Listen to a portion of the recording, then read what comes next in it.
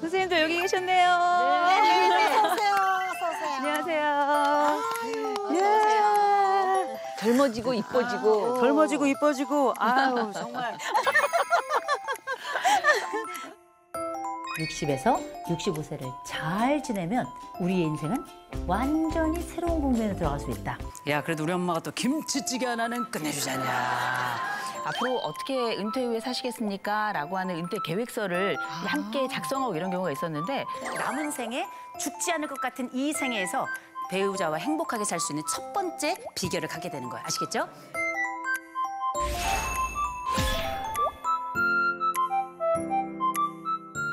너무 좋잖아요. 같이 삽시다. 같이 삽시다. 그래서 저의 미래이기도 해요. 그럼 이제 저희는 같이 살 친구들이 이미 정해져 있어요. 그래서 지금 같이 밥 해 먹고요. 아프면 서로 밴드 발라주고 남자 없이도 너무 잘 살고 그러면서도 남자 얘기가 충만하고.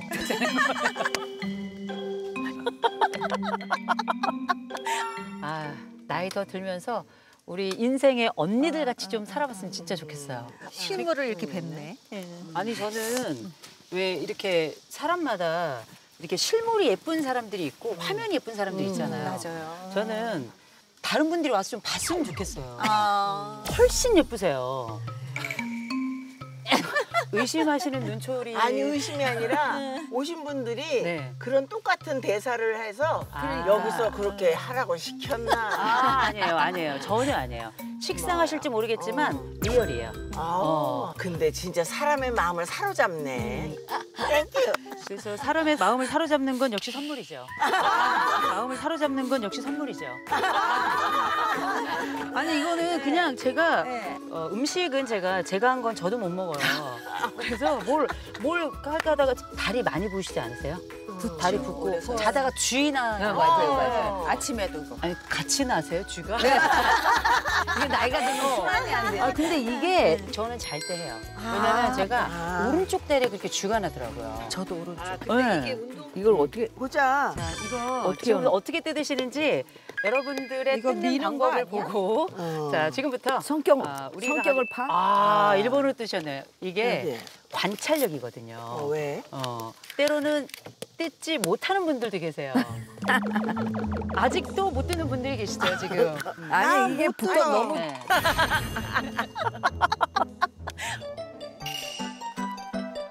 박사님! 나이스 잘하셨습니다. 잘하셨어요. 이걸 뜯어야 돼. 진짜요. 네. 쟤는 또 살색 좋네. 아, 색깔이 다 틀리구나. 난 살색 좋은데. 살색이 제가 어떻게든 다시 한번 보겠습니다. 네가 블랙 갈래? 블랙 할래? 갈래? 블랙 할래? 근데 이게 참 미모의 품주나 이런 거는 평상시에는 까만 거예요.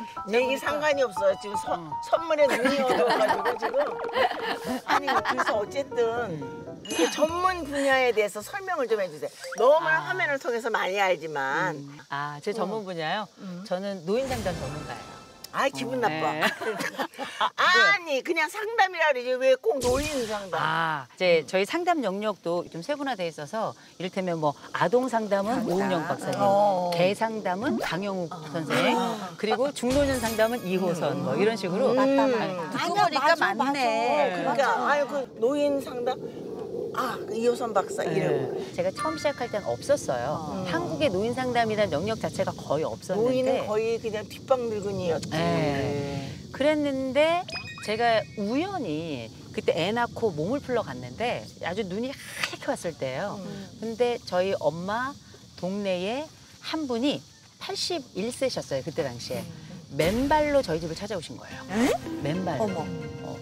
이분이 왜 여기에 오셨느냐면 이분이 역사가 있는 거예요.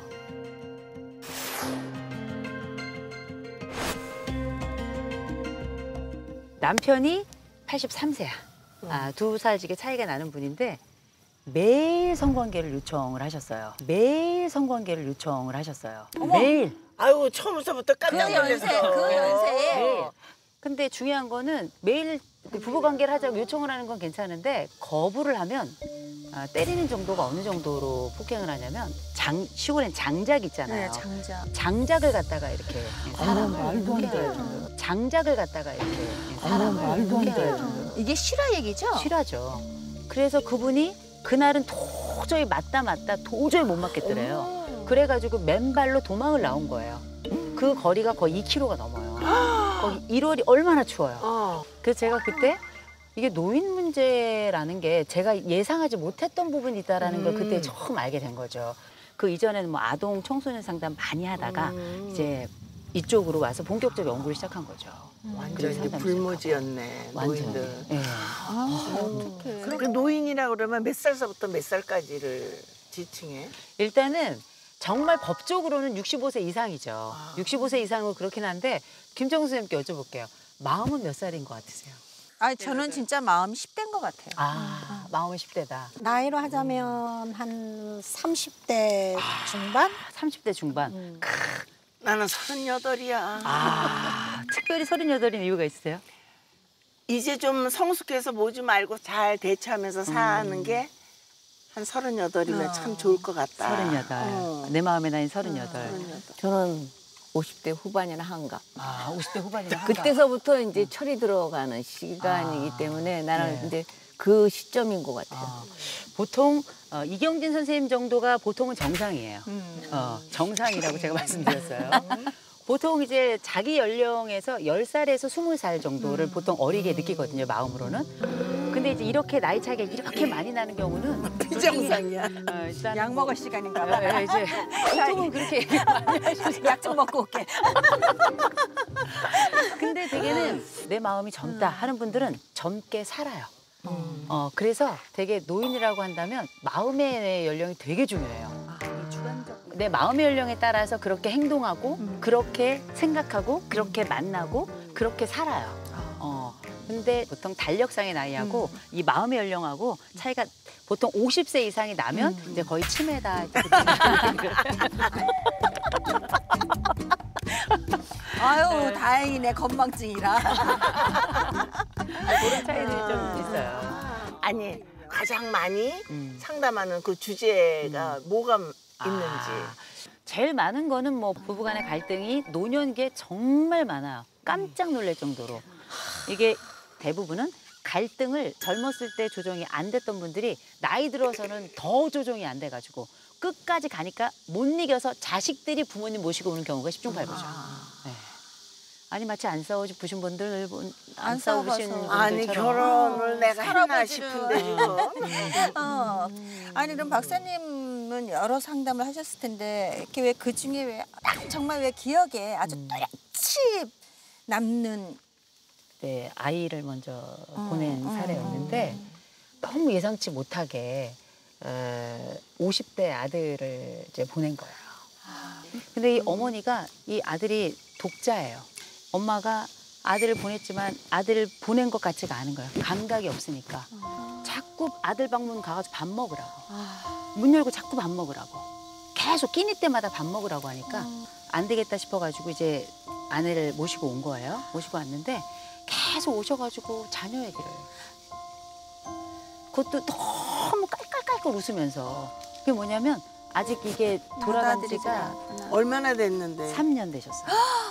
근데 이게 현실감이 그때면 현실 감각이 와야 되는데 그게 안 되는 거라. 그래서 제가 가만히 얘기를 들어봤더니 아들 장례식에 안 간 거야. 엄마가. 장례라고 하는 굿바이를 마침표를 그래도 힘들지만 찍어가는 과정이잖아요. 엄마가 이걸 하나도 안 한 거예요. 아들에 대해서 이 감각을 완전히 잃어버리신 거죠. 그래서 어떻게 했냐면 아들이랑 엄마랑 같이 갔던 남한강 쪽에 장소강 군데가 있어요. 제가 어머니하고 거길 같이 갔어요. 거기서 아들 그림 그려놓고 아들 장례를 지냈어요. 아들 장례를 지냈는데 그때 어머니가 오열을 하는데요. 그런 오열은 제가 본 적이 없어요. 아우 저는 지금도 약간 마음이 약간 이상한데 그렇게 해서 엉엉 울고 그다음에 그 아들 그 종이 태워가지고요. 재 이렇게 뿌려주고 그다음에 아들을 위해서 가져간 꽃 있거든요. 꽃 잎 하나하나 다 따면서 보내고 그렇게 하기를 3번을 했어요. 그 다음번에 어머니가 한 2주 동안을 식음을 전폐하셨어요. 그 이후로 다시 상담소에 오셨어요. 오셔서 이제 괜찮다고, 이제 갔다고. 그렇게 이런 상황이 있었고요. 근데 슬픈 일만 있었던 건 아니에요. 상담 중에 너무 웃긴 사례도 많아요. 부부가 이제 왔는데 뭐 때문에 왔냐면 연필 있잖아요. 아내가 이렇게 연필을 깎다가 연필 그 깎은 그 남은 거 그거를 이렇게 했던 모양이에요. 남편 쪽으로 이렇게 했던 모양이에요. 그랬더니 남편이 이 깎인 연필 요거를 아내한테 이렇게 던진 거예요. 그래서 이렇게 뿌려진 거야. 그러니까 아내가 깎던 연필을 던진 거예요. 던졌더니 남편이 이 연필을 이렇게 분지른 거야.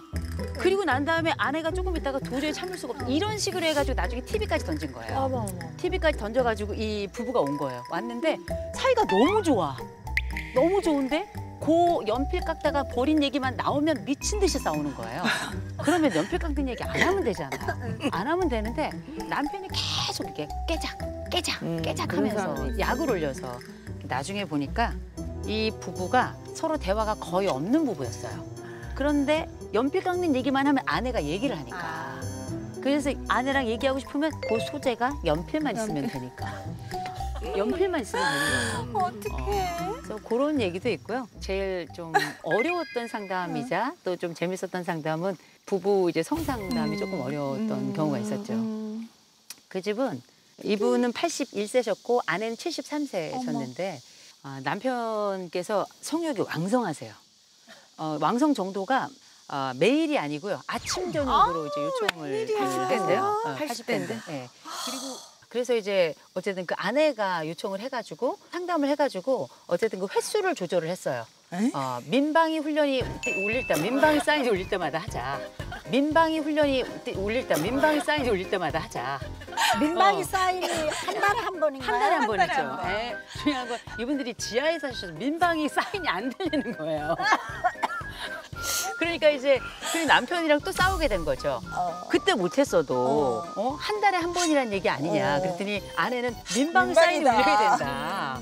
그래서 한 달에 한 번이냐 민방위냐 때문에 또 싸우셔가지고 이제 이렇게 오셨어요. 그래서 다시금 두 분의 조율을 해가지고 민방위로 하자. 그래서 결국 민방위로 합의를 보시고 지금도 저랑 전화하시거든요. 지금도 잘 지내세요. 잘 지내고 계시고. 남자랑 살면 너무 복잡하다. 진짜 안 살기 천만다행이다. 근데 나이가 들어도 욕망이 생각보다 굉장히 크고. 근데 그런 얘기는 많이 들었어요. 저기 성 문제가 젊은 사람들의 소유물만은 아니다. 아유 당연하죠. 어르신들도 그것 때문에 많이 고민을 한다. 아유 당연하죠. 아니 몸이 너무 건강하잖아요. 아니 우리 선생님들도 지금 보세요. 얼마나 몸이 건강해요. 물론 우리가 무릎은 좀 아파요. 그러나 욕망이 생각보다 굉장히 크고 몸이 건강하니까. 맞다.